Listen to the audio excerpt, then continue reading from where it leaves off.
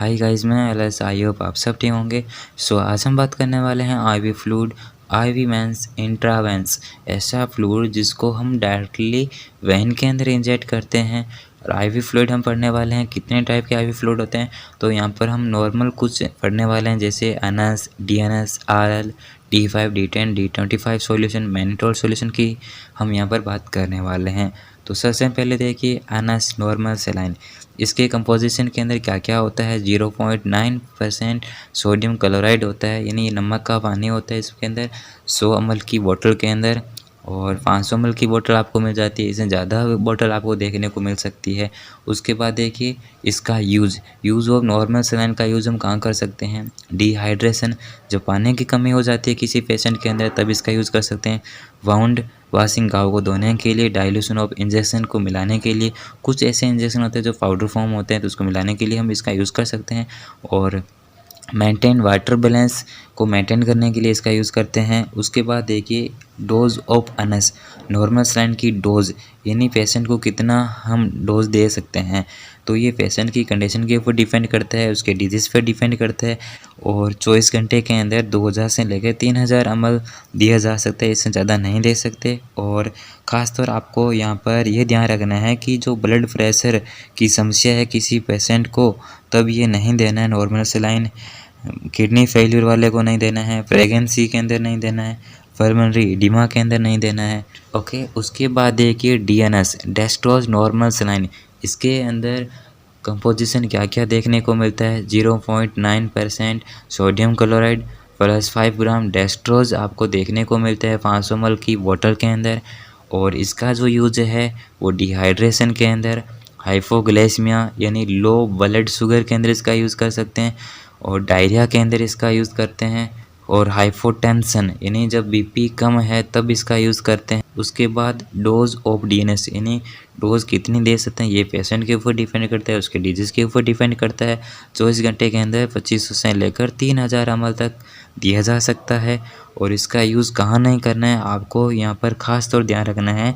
Sugar के मरीज़ों के अंदर डीएनएस यूज़ नहीं करना है और हाइपरटेंशन के अंदर यूज़ नहीं करना है, क्योंकि यहाँ पर जो अभी हमने देखा है हाइपोटेंशन में यूज़ करते हैं। हाइपोटेंशन यानी लो बीपी, अगर किसी पेशेंट की बीपी कम है तब इसका यूज़ करेंगे तो क्या होगा, बीपी बढ़ जाएगी।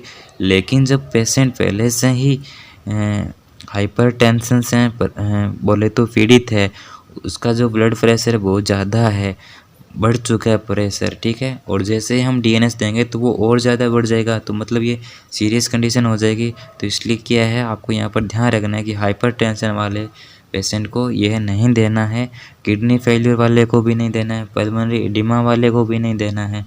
ओके, उसके बाद देखिए आरएल रिंगर लैक्टेड। इसके कंपोजिशन के अंदर आपको देखने को क्या क्या मिलते हैं। Sodium chloride, potassium chloride, sodium lactate आपको देखने को मिलेंगे। और इसका जो यूज़ है वो डिहाइड्रेशन के अंदर कर सकते हैं। इलेक्ट्रोलाइट इम्बैलेंस, जब इम्बैलेंस हो जाता है, इनकी कमी हो जाती है, तब इसका यूज़ करते हैं। और ड्यूरिंग द सर्जरी के दौरान इसका यूज़ किया जा सकता है। और बर्निंग कंडीशन के अंदर इसका यूज़ करते हैं। न्यूट्रिशनल डिफिशिएंसी, यानी जब कमी हो जाती है सोडियम पोटेशियम क्लोराइड की, बोले तो जब कुपोषण हो जाता है तब इसका यूज़ करते हैं। और हाइपोटेंशन में यूज़ किया जा सकता है। तो यहाँ पर हाइपोटेंशन में यूज़ करेंगे तो आप समझ लो। अब यहाँ पर देख लीजिए, हाइपोटेंशन में यूज़ कर सकते हैं, यानी लो बीपी में यूज़ कर सकते हैं। तो जैसे इसका यूज़ किया तो बीपी बढ़ेगी, तो इसका यूज़ है पहले से अगर हाई बीपी है, ब्लड प्रेशर है, तो उस पेशेंट के अंदर इसका यूज़ नहीं करना है। जैसे इसका यूज़ किया तो और ज़्यादा बढ़ जाएगा ना, तो ध्यान रखना है यहाँ पर उस पेशेंट के अंदर यूज़ नहीं करना है। किस पेशेंट के अंदर, हाइपर टेंशन वाले पेशेंट के अंदर यूज़ नहीं करना है, ठीक है। और इसकी जो डोज है वो 24 घंटे के अंदर 500 से 100 ml दिया जा सकता है।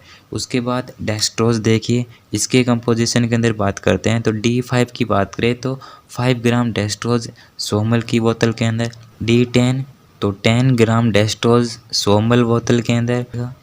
D25 तो 25 ग्राम डेक्सट्रोज इन 100 ml, यानी 100 ml की बोतल के अंदर आपको 25 ग्राम डेक्सट्रोज देखने को मिलेगा। उसके बाद इसका यूज़ देखिए, वीकनेस के अंदर, डिहाइड्रेशन के अंदर, डिजीनेस में, बोले तो चक्कर वगैरह आ रहे हैं, तब डेक्सट्रोज का यूज़ कर सकते हैं। जैसे डिहाइड्रेशन यहाँ पर है तो आपको पता है कि जो पानी की कमी होगी तो वीकनेस, बिल्कुल वीकनेस आएगी, कमज़ोरी आएगी, तो इसलिए यहाँ पर डेक्सट्रोज़ है, उसका यूज़ कर सकते हैं। और डोज़ की बात करें तो 24 घंटे के अंदर 2000 से लेकर 3000 ml दिया जा सकते हैं। उसके बाद देखिए मैनिटोल सॉल्यूशन। इस मैनिटोल सॉल्यूशन का जो यूज़ है वो यूरिन की वॉल्यूम को इंक्रीज़ करने के लिए, यूरिन की वॉल्यूम को बढ़ाने के लिए यूज़ करते हैं मैनिटोल सॉल्यूशन, ठीक है। और 20 ग्राम बोले तो आपको 100 ml की बोतल के अंदर देखने को मिलता है मैनिटोल। उसके बाद देखिए आइसोलेट, इसके कंपोजिशन के अंदर क्या क्या होता है। डेक्सट्रोज 5 ग्राम होता है, सोडियम एसीटेट 0.32 ग्राम होता है, plus potassium chloride 0.13 gram, plus magnesium chloride 0.31 gram, plus di potassium hydrogen phosphate 0.26 gram देखने को मिलता है। उसके बाद इसका जो यूज़ है वो पेडिट्रिक, ज़्यादातर बच्चों के अंदर इसका यूज़ किया जाता है। मिसल्स, जब खसरा हो जाता है तब इसका यूज़ करते हैं। सीपी पेशेंट यानी सेरेब्रल प्लेसी, यह एक न्यूरोलॉजिकल डिसऑर्डर होता है जिसके अंदर क्या होता है कि बच्चे का जो मूवमेंट है, बैलेंस है, जो फोस्चर है वो अफेक्ट हो जाता है, तब इसका यूज़ करते हैं। और जब बच्चे को डायरिया हो जाता है तो भी इसका यूज़ किया जाता है आइसोलेट का।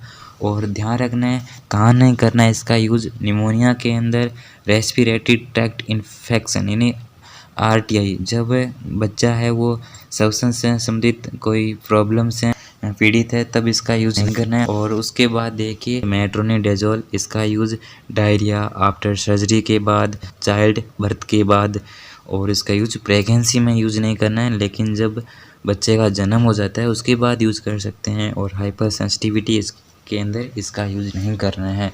ओके।